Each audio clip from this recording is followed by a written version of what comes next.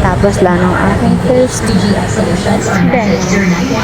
I'm not feeling good about it but I was low. Meron naman sa akin, so baka kukunin na siya. Feeling ko science to kasi ano ko, math kasi length times width times height yun sa kanya.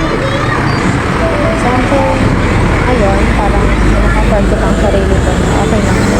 Pero mamaya, baka mag-breakdown naman ako. Hindi na breakdown. Overthinking lang. So, yan for the time.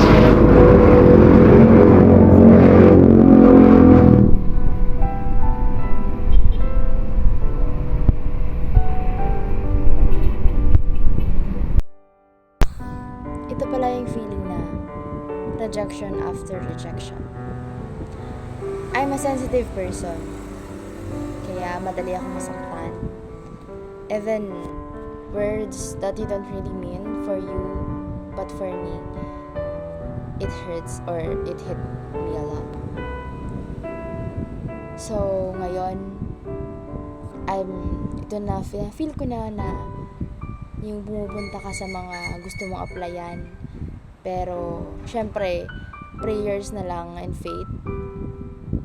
At trust na lang na merong tumawag. Meron yung tumawag sa akin. I don't know what to do back then. Teka lang.